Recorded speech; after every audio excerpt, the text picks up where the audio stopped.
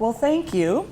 Today, on the 16th of March 2017, we are in the Army Medical Department Museum for the presentation, Life and Work of Army Nurses in World War I.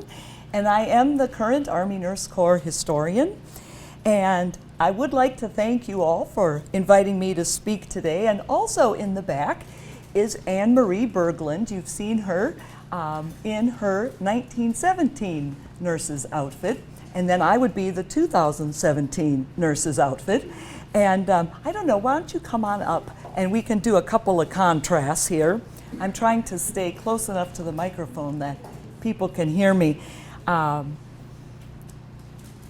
It's just interesting when you can weave together society's expectations and your skill set and technology, and what do you do in different conflicts with the tools you're given. So Anne-Marie has an authentic World War I Army Nurse Corps cape on, which would be the blue wool, and then it has a red lining. And she has the Red Cross convalescent bag, which is real, and she has a translation book, so you can study how to speak French on the ship over to France during World War I. So she purposely is the living model of World War I Army nursing, or Red Cross nursing, as it could be.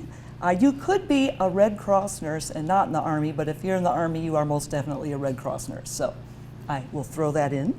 And she has her disposable collar, detachable, and her detachable cuffs. We were always to wear white uniforms, red lipstick, and make the fighting man feel safe. And you cannot do that when you enter a war that's been in progress for 3 years already. And so those in France, when they could, were issued gray dresses, which you'll hear about. Red Cross, always blue. We're just happy to have clothes that are warm and covering us, but your cuffs and collars were to remain white, even though the rest to be washed already, or boiled and ready to go. And starched. So Anne-Marie is on the board of the San Antonio Living History Association, and she gives tours in our museum also. So thank you for the teamwork for Preservation Fort Sam and the AMID Museum and SALHA. And she's here for afterwards if you want to ask her more questions and what life was like in the Great War in France. And you have that delightful French accent to make it even more real.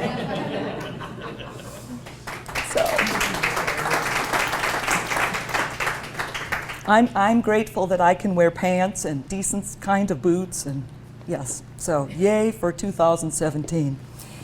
So I must say that the opinions expressed in this presentation are mine. They are not the Department of Defense, and they do not necessarily reflect official Army positions, and they do not supersede information in official Army publications. So what we're going to do today is go through slides that are photos of actual artifacts in the museum, photos of nurses of the time, and you are certainly welcome to come back and take your time in our exhibit area. So we have role of the nurses in the 1900s, and to get us in the right mindset for this time period, here are your principal causes of death at the time, and you see that life expectancy is 40 years. So once we shift back that far, the next slide will show you nursing care responsibilities, what nurses could do at that time. They were housekeepers, they could observe effects of diets and medications, and there were a lot of baths they could give. And I wanted to list some for you because they're rather fascinating. There was the hot air bath, the sheet bath, the gelatin bath, the graduated bath, the vapor bath, the mud bath, narcotic bath, sand bath, mustard bath, sea bath. So lots of baths to learn. You see that they could insert catheters. That was most likely females helping females. That was a society expectation. You didn't necessarily touch or work with men, especially when your skill set is washing, unless you are related or married to them. Although if you were the nurse or your sister as the way of being a nun, then your selfless service, you could be doing those kinds of activities. So the next slide shows, as much as Anne-Marie and I in our uniforms today, the differences of 1917 and 2017. So in the beginning, the Army Nurse Corps is established in 1901, and it's a female-only corps by law until 1955. So The nurses at this time, they are not enlisted, they're not commissioned, they're not warrant officers. They have acting rank, sort of paramilitary. They are called Miss or Nurse. And there are few specialties, no fault of anyone. This is throughout civilian nursing as well. They are not expected to be at the front. There is no weapons training, no combat training. And the title of our corps is Nurse Corps parentheses female, which is hard to say, Nurse Corps parentheses female. It's 1918 that we become the Army Nurse Corps. So now, today, you're a soldier first because you have to be able to put your own gas mask on. No one's going to help you with that. You have to be able to defend yourself and your patients without going overboard. And then their third role, you are a nurse. We now have 12 different specialties, and we're expected to do many things that no one dreamed about in 1917. On the next slide, you'll see when we start World War I, recruiting at this time is outsourced to the Red Cross. We have 403 nurses on active duty, which is not enough for a world war, and 170 of those were in the reserves. The Red Cross, however, in their nursing service reserves has 8,000 nurses. And the Army's guide for estimating how many nurses you need for war had remained unchanged since the Revolutionary War. You get 1 nurse for every 10 hospital beds, whether you need it or not. And the Army mandated that the nurses serve for the duration of the emergency, which of course is an undetermined amount of time. And on this slide you see our Army Nurse Corps pin all squished together. The A, the N, and the C is all squished. And then you'll see the Red Cross pin also. And interestingly, by the end of the war, 1/3 of our graduate nurses in the U.S. will have served with the Army Nurse Corps. Next, we'll see recruiting posters. There is nothing subtle about recruiting nurses. And the next photo, same poster, patriotic fervor is sweeping the country and nurses are volunteering in droves. The next photo will be examples of mobilizing industry and public opinion through posters, and here you see the enemy is evil and must be stopped. And industry and technology is evolving, and this war is going to be the first time that there is large use of tanks and submarines. On the next slide, you'll see posters and newspaper articles. By the time we enter in April of 1917, the Great War, our country has laws passed that it is a jailing offense to criticize our government. And different folks have mentioned this in other preservation Fort Sam Houston presentations too. And all things German were made suspicious. German language teaching stopped, German newspapers were suspended, and names were changed. So you did not eat sauerkraut, you ate Liberty cabbage. You did not eat hamburger, you ate Salisbury steak, and you certainly did not eat frankfurters, you ate hot dogs. So that was an example. The next photo, this is a parade of nurses in Chicago in 1918. They are trying to encourage nurses to volunteer. We have yet to have a draft for nurses, being that we're a female corps. For females, I should make that more clear, although it was attempted in World War II and Vietnam. But we're back in World War I here, so it took a lot of effort to coordinate a parade like this. So on the next slide, you'll see what did it take to be an Army nurse before World War I, and then as the war is going on, what happens to these requirements? And it may look like they got loosened a little. You'll see in the beginning you had to be between age 25 and 35, and as the need arises, we can expand that rather like an accordion to 21 to 45. Originally, you could not be married and you were a U.S. citizen. Eventually, you can be the wife of an ally, and if you were married, you stayed stateside, where we also need Army nurses. And they still were very much wanting graduate nurses, but they didn't necessarily need to be registered. And then height and weight was sort of just tossed to the side. That'd be sort of nice to do nowadays too, I think. And then this next slide, you'll see Miss Dunlop. She's the director of nurses at Pennsylvania Hospital. She was unanimously selected to be in charge of base hospital number 10.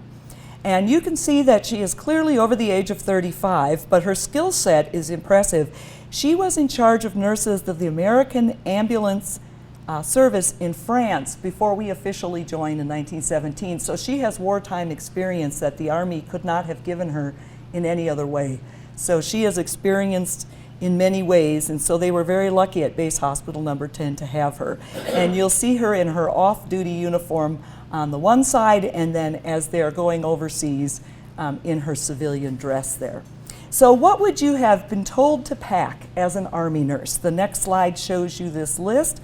And the government is going to provide these women lectures, vaccinations like smallpox, shots like typhoid, and they give them lots of forms to fill out, but they do not provide uniforms. So the Red Cross is going to have to give the nurses clothes for the war, and it took till 1922 to repay the Red Cross for all the uniforms and capes that were needed. So if you were a nurse, this is the kind of thing you would have packed, and they tell you that to keep in mind, whatever you bring, you have to carry yourself.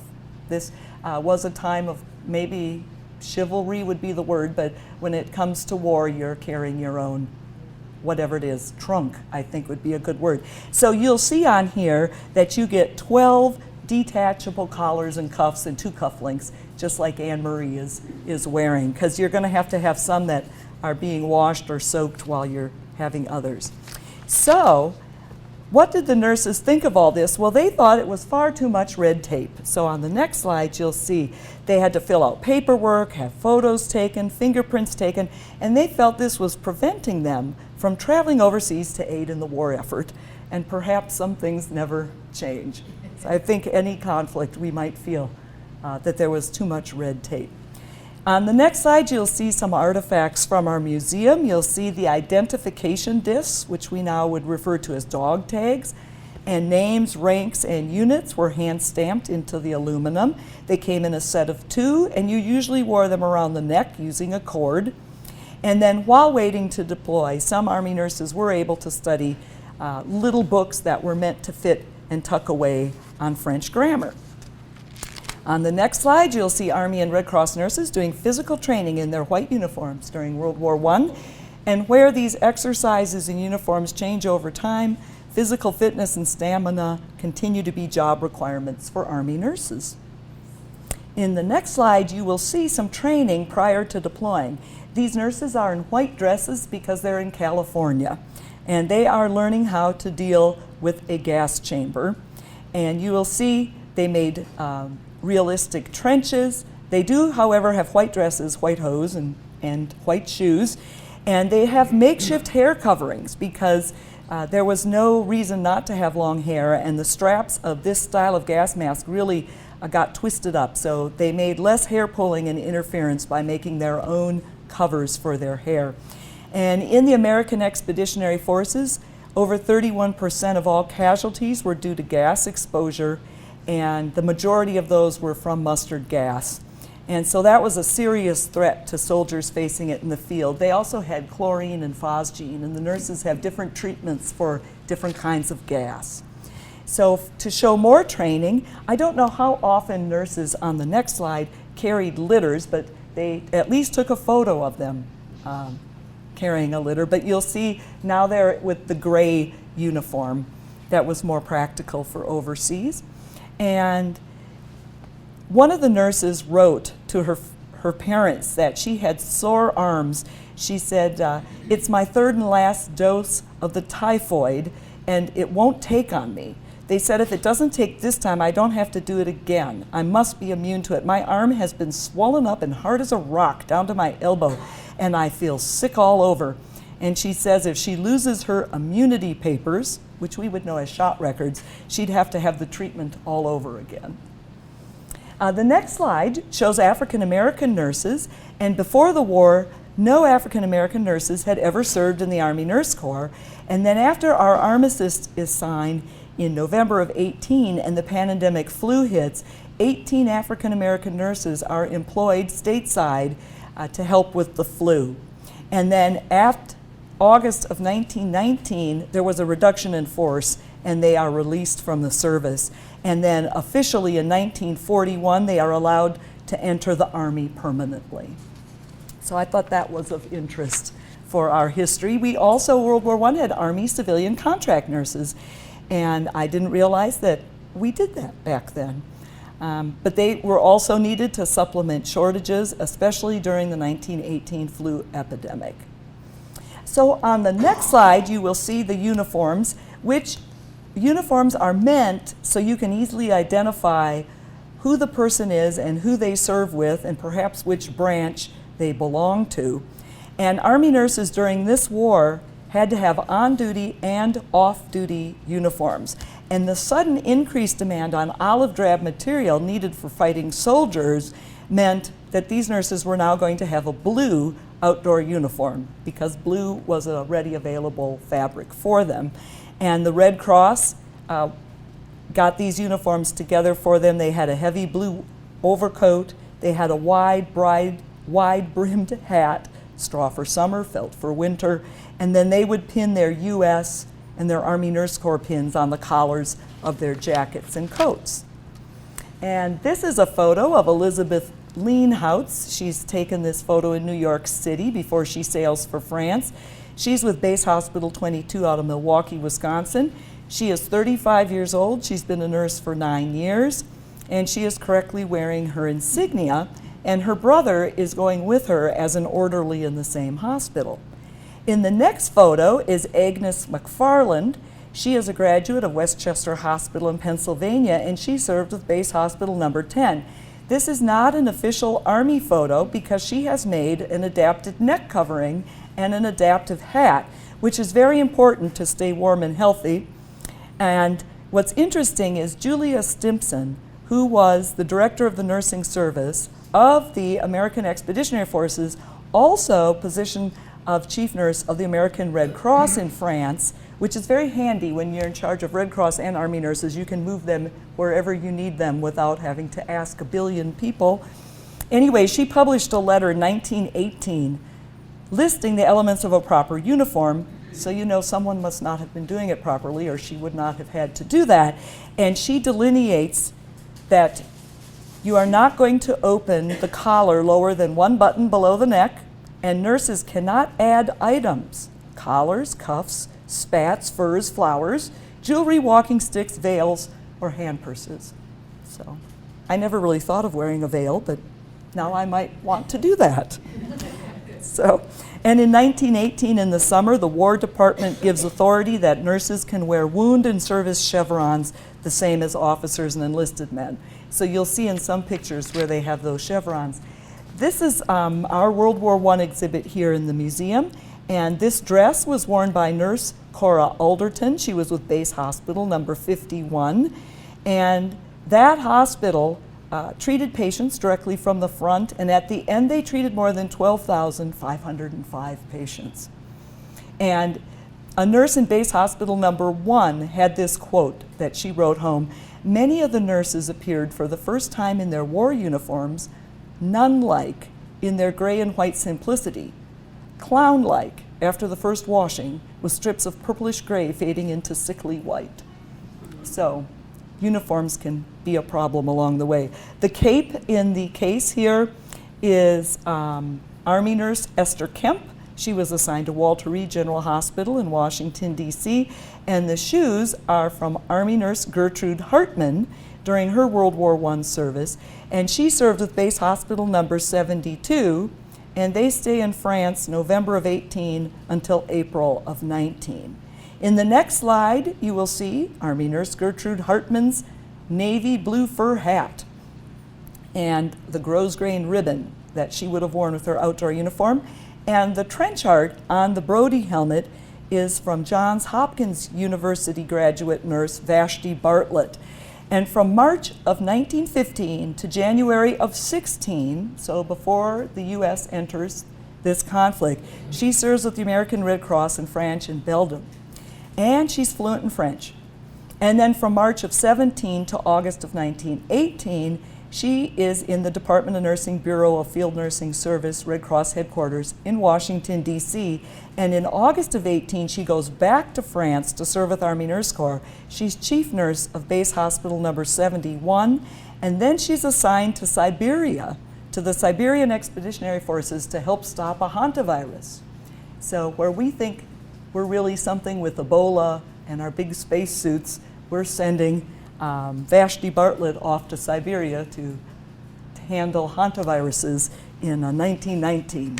So how to remain humble as an Army nurse, I guess. The next photo is a waist, which is a shirt, but that was their name for it, was a waist. It's a blue silk blouse, and that would have been with the outdoor duty uniform. This was worn by Hazel Bell Flint, and she was with Base Hospital number 52.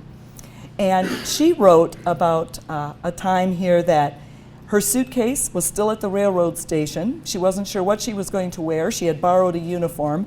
She has 86 patients on her ward, and there are very poor lights, and she uses a candle on her night shift. Army nurses also had boodle bags. I didn't know what a boodle bag was, but they are purses that you suspend from your waist underneath your skirt, and you can keep things in there that no one can take from you easily, at any rate. So if you ever hear about a boodle bag, you never know, you could be playing Trivial Pursuit. That would be Army nursing, World War I. Next picture, you'll see what are aid men. We didn't have the term medic yet, but what they would have been outfitted with, because it's interesting to know what tools of the trade you have. This is on display in our exhibits here. This would be gauze, 2 gauze bandages wrapped in paper with safety pins. So we've come a long way of having dressings that are nice and compact with tails that are notched that you can roll and tie and not worry about your safety pins. But this is how the aid men were trained. And the next slide, you see they would have had 10 pouches. They would have had 2 of those paper with gauze and safety pins in each pouch. And you'll see the Red Cross brassard, the armband. On the next slide, this is a souvenir belt made by patients at Base Hospital number 10 for Army nurse Imogene Lloyd.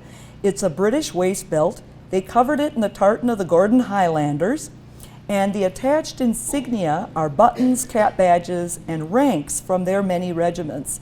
And her unit cared for British troops, and the one that is most interesting on this belt for insignia is third from the end, and that's the enlarged one on this slide.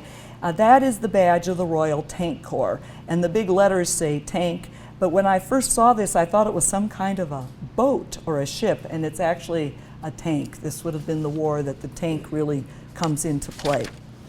On the next slide, it's a photo of Red Cross workers assembling surgical dressings in France in 1918. There are many accounts of nurses writing that they needed a constant supply of dressings. They had to, if they could, rewash and re-roll lots and lots of dressings. So when you had rooms of people that could help you do this, it was greatly appreciated. The next slide, you'll see our types of ambulances at this time. Keep in mind you'd have cobblestone roads and hard tires. This is not a gentle ride. You had mules, you had the Model T ambulances, and you're competing for space on crowded roads.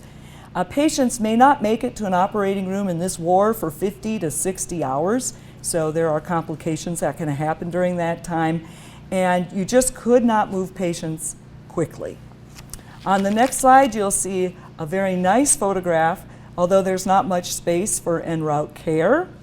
And the next slide, you'll see a real-life muddy road, and you'll see how folks perhaps tried to stay even in their vehicles loaded as patients.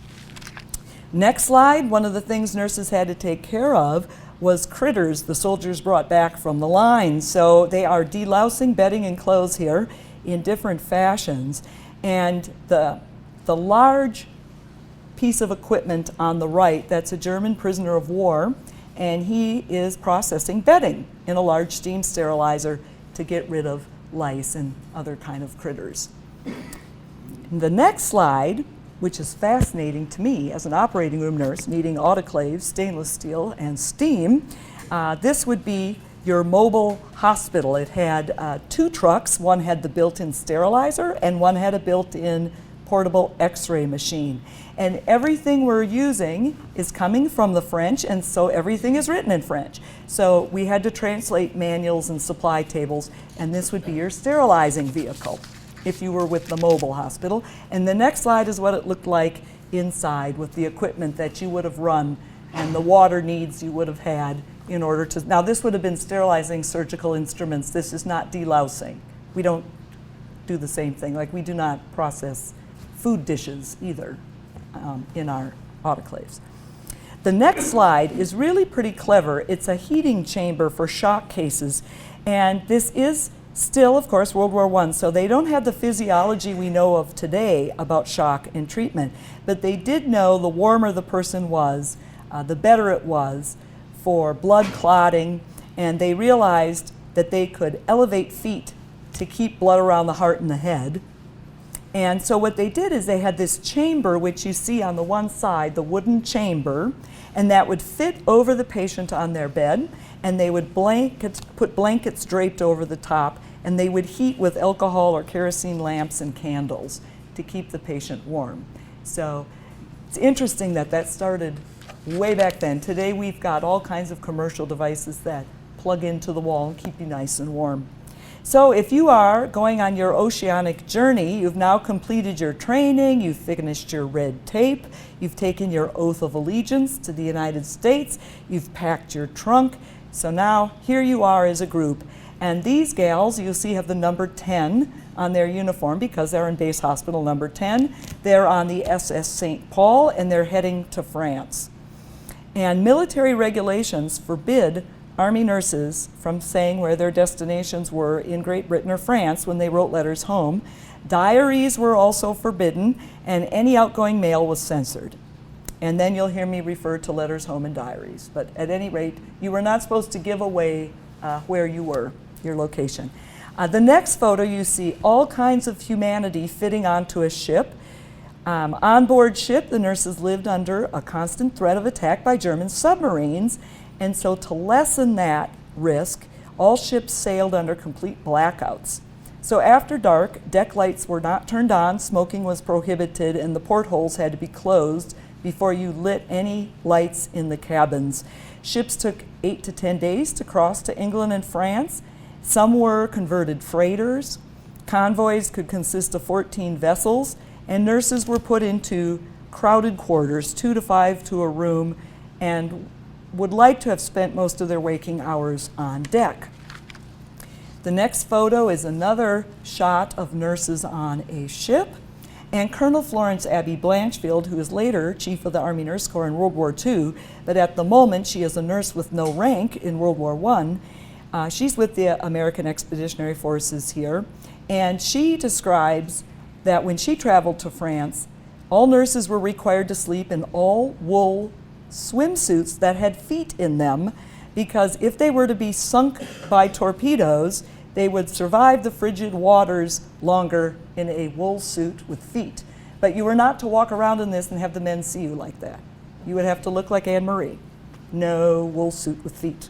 Nurse Elizabeth Lewis wrote about Red Cross and Army issuing life-saving devices called diving suits, and she was told that she would keep warm and dry for 48 hours if she was to float in the ocean.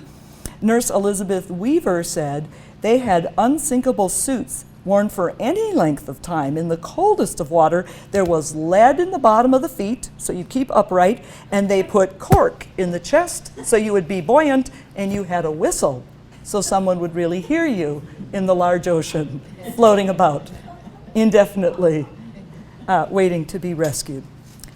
So next slide, you'll see how the hospitals were organized to deploy forward. We took an idea of taking 50 well-established civilian university hospitals that were across the nation that could go as a unit that already knew each other, that knew how to do things together, and off to war you'll go. And the Red Cross purchased and stored equipment. The Red Cross enrolled the docs, the nurses, the enlisted men.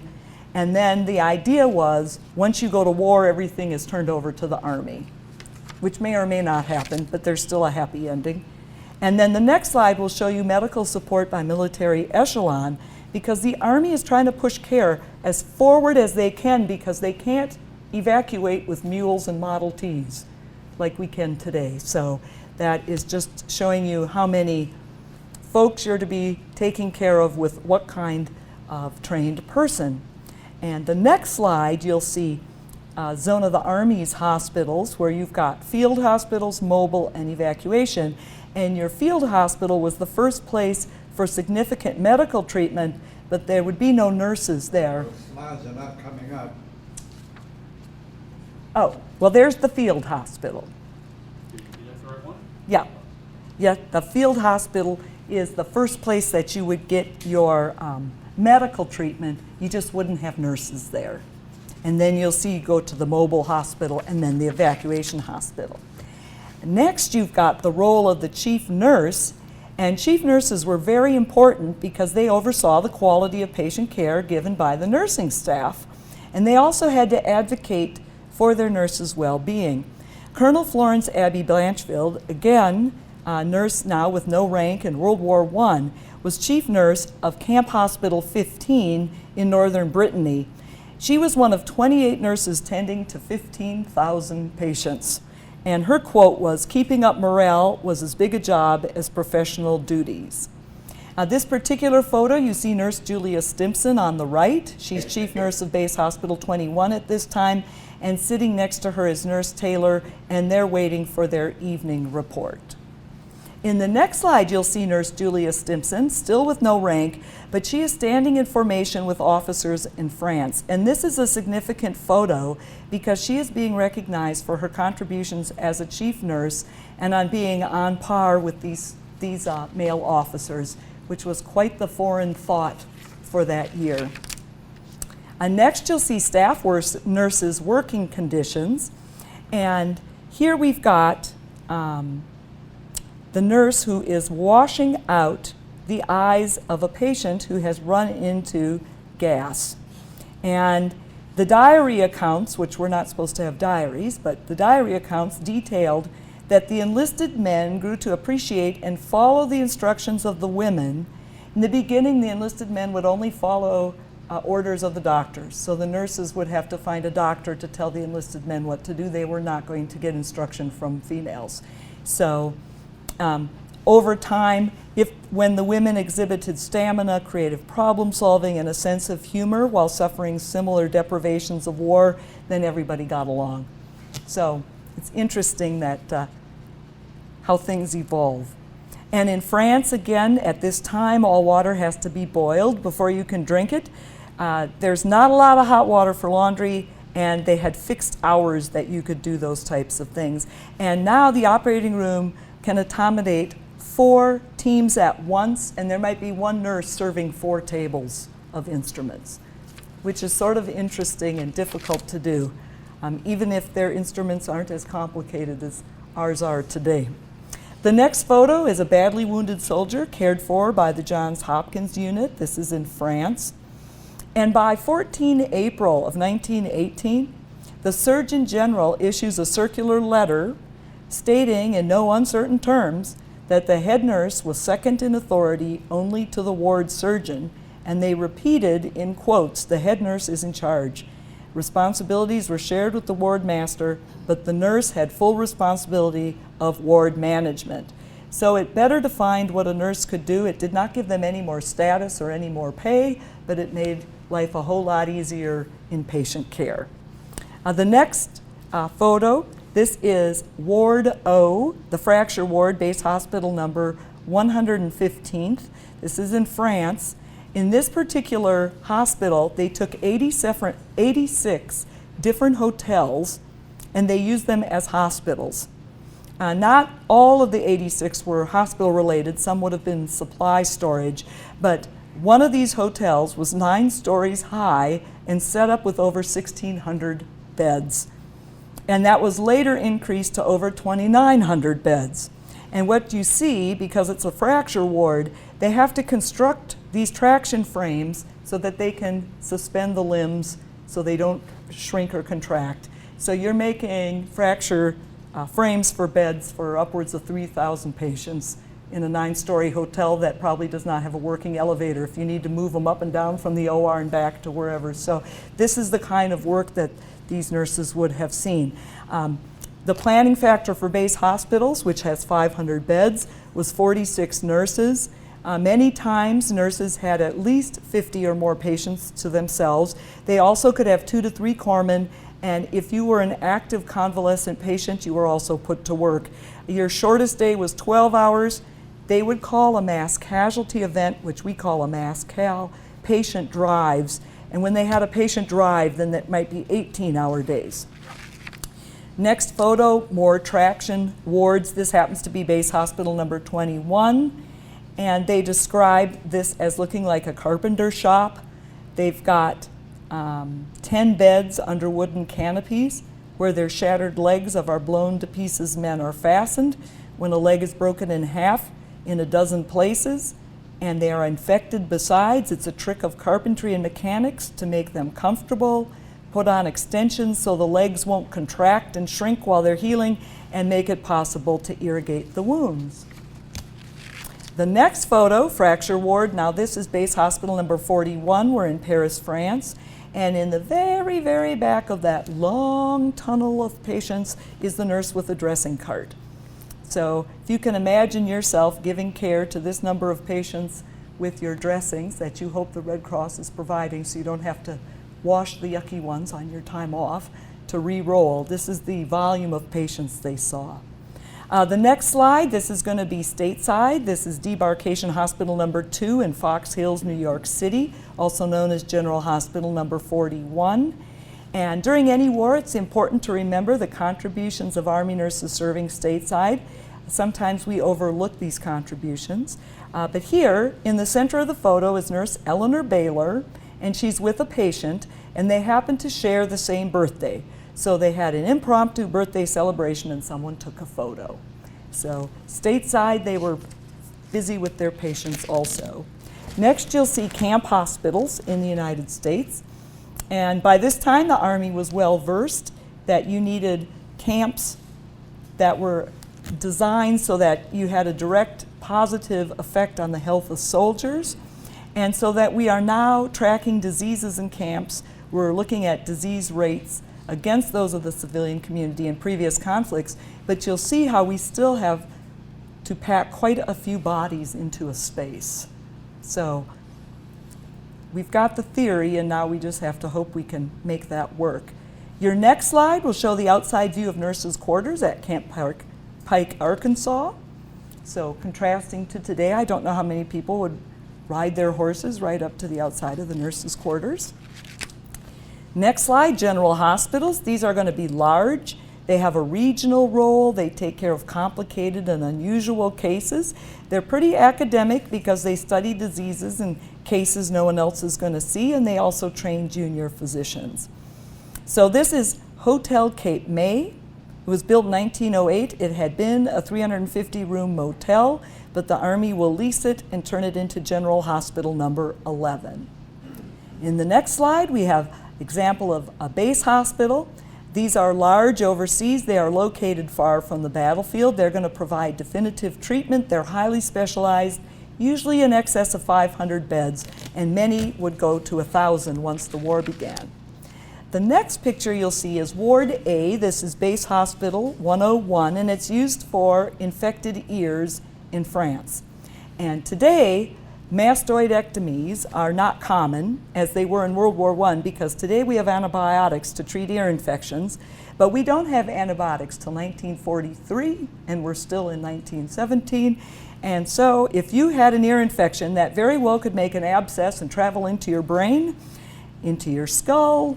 It can cause you to be deaf, dizzy, it can damage your facial nerves, it can cause facial paralysis, and lots of problems. So these types of cases were quite serious, and at this time, contagious buildings are going to be designed for meningitis, chickenpox, scarlet fever, diphtheria, measles, and these type of ear infections. So if you were a nurse working with these types of patients, you too will be quarantined and isolated, but they still try to get you days off when possible. So they don't want you infecting anyone. Next slide is Base Hospital 101. We're back in France, and you will see that they have a Victrola record player in front of the photo, not unlike the music you heard walking in today. Next slide is Base Hospital number 52 in France. This is their operating room, and they have 3 tables running simultaneously. They are putting dressings on patients who have just had legs and arms amputated. This is December 14th of 1918. Next slide is an American Red Cross evacuation hospital in France, and again, you'll note the number of patients and see the types of injuries of those patients lined up. And next we've got hospital trains. So trains evacuated patients to the next level of care. They were called the house on wheels. There were quarters for the staff. They had a rolling kitchen and a number of cars fitted out as wards, and their bunks could be 2 or 3 deep along the sides. Some were fitting about 360 beds. If you gave up your staff beds, you could expand to perhaps 396. Sometimes the railways got congested. Patients could stay on a train 2 to 3 days before reaching that next level of care, probably a base hospital. And the slide on the right side shows that if needed, they could do surgeries on the train. I don't know how many times that happened, but they had that capability.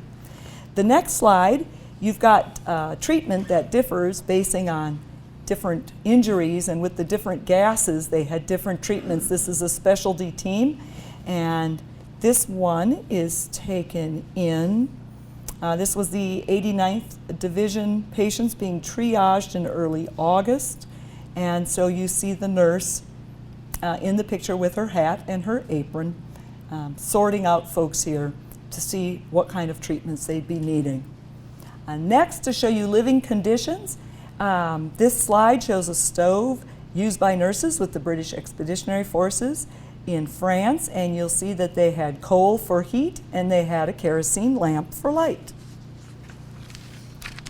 Next slide would be nurses' quarters back at Camp Pike, Arkansas. And then the next slide is an unknown location, but way in the back you see they have a piano. So life is pretty good in that nurses' quarters.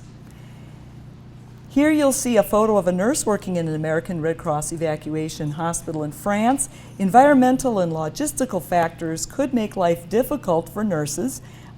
Lighting was difficult to maintain for work or recreation, especially if you had enforced blackout periods. The next slide, seeing more of the living conditions, you'll see that the washboard there came with a handwritten note, and this was from Nurse Abby Johnson, Base Hospital number 60. She says, "The little washboard was used to keep our clothes clean in the American Expeditionary Forces, also as a backboard, very useful in the trucks when they were moving."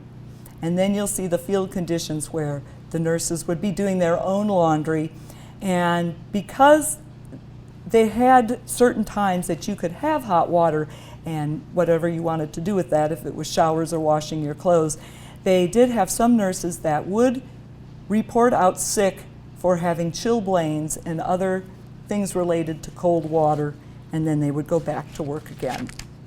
The next slide is Red Cross nurses prior to receiving Army Nurse Corps uniforms getting water in front of their base hospital number 21. This had formerly been stables for a racetrack in France. These nurses now are resting at the American Red Cross Nurses Club in London, England. They're on the balcony overlooking the gardens of Buckingham Palace. This is 1918. And on the right, they are relaxing in the conservatory. And on the left, they're looking at the gardens. And this time, they have their straw hats on. That's authorized for summer wear. And nurses were able to travel if they had that opportunity on off-duty time. And some even could be granted leave several consecutive days at a time. The next photo I thought was fun. It's a cast of nurses and officers and enlisted men who put on a play called Democracy Victorious at Base Hospital number 101 in France, July the 4th, 1918. And then I wanted to share with you some documented acts of valor. Women were not supposed to be up at the front.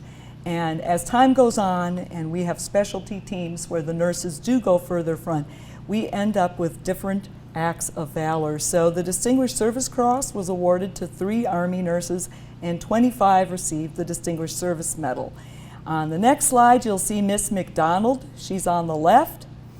She was in Evacuation Hospital number 2. She's told to move more forward on the battlefield as a member of a small surgical team to augment the British number 61 casualty clearing station, and that was in July of 1917.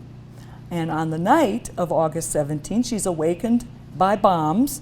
She's reaching for her tin hat, her Brody helmet, and she is struck by shrapnel in the right eye and cheek.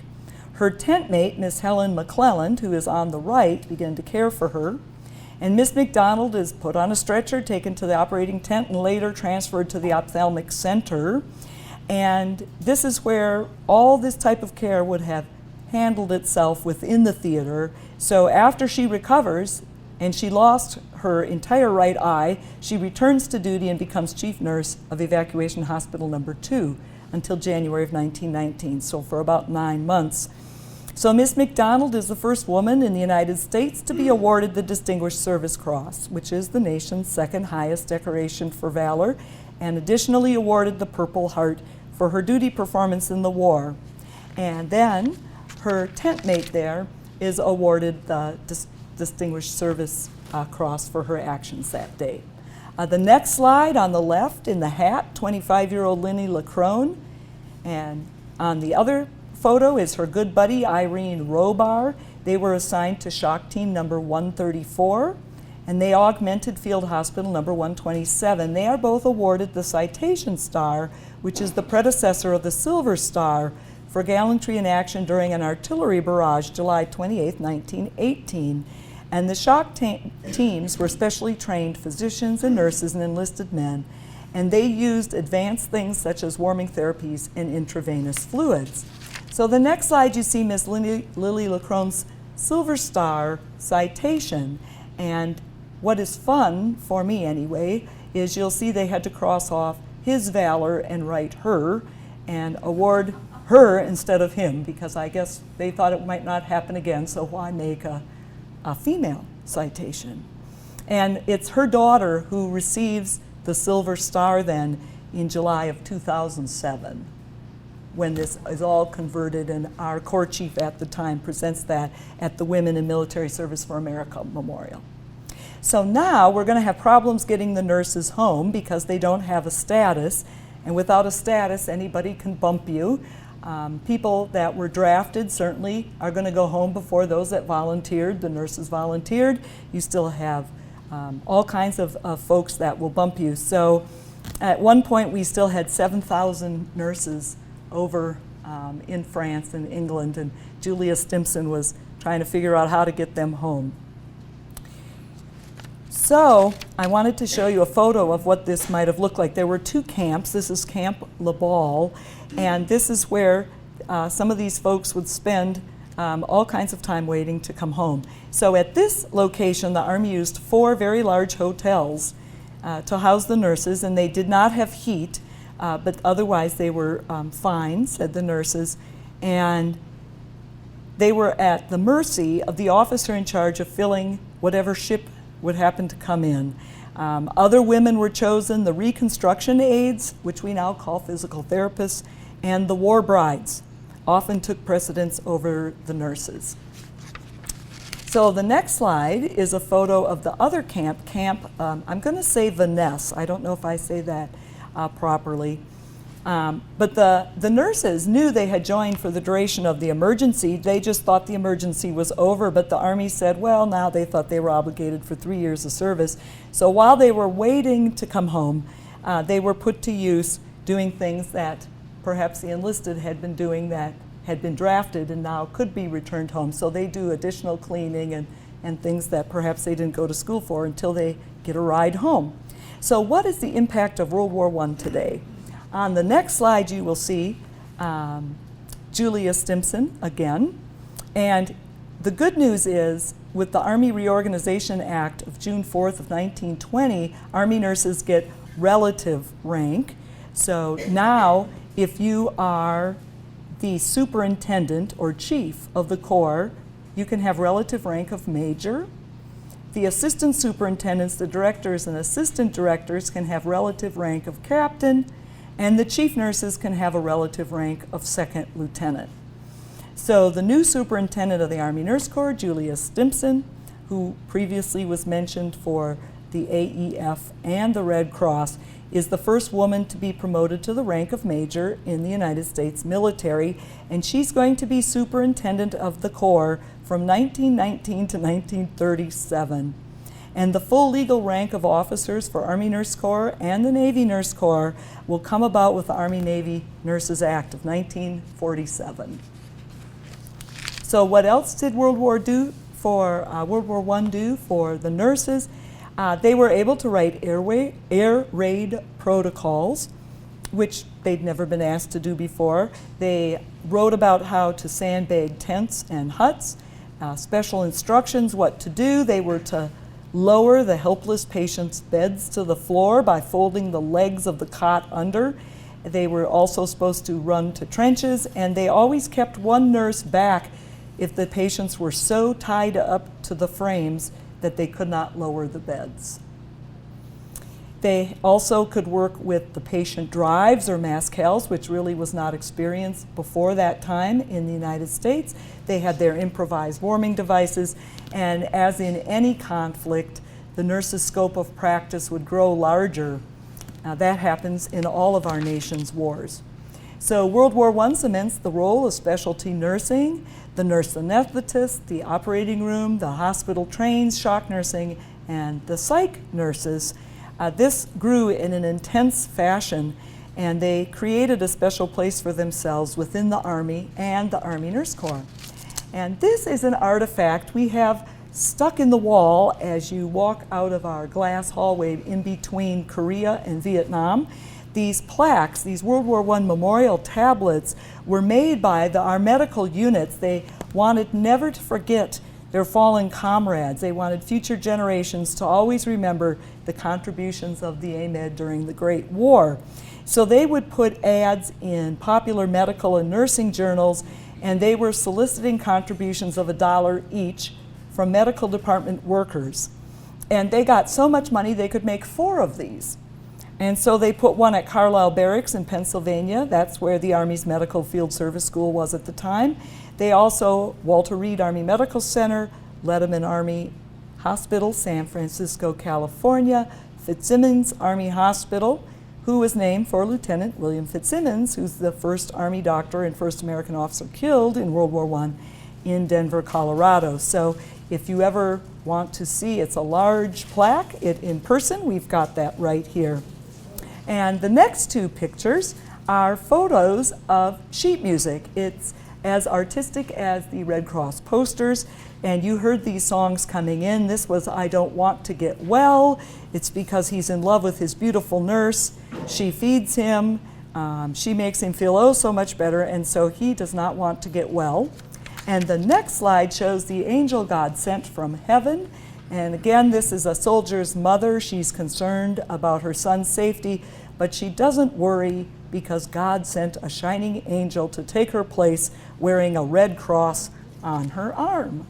So we've made copies of those lyrics for you in the back, and that is the end. If you have any questions, we being Anne Marie and I, if you want to ask a 1917 question, are happy to answer them.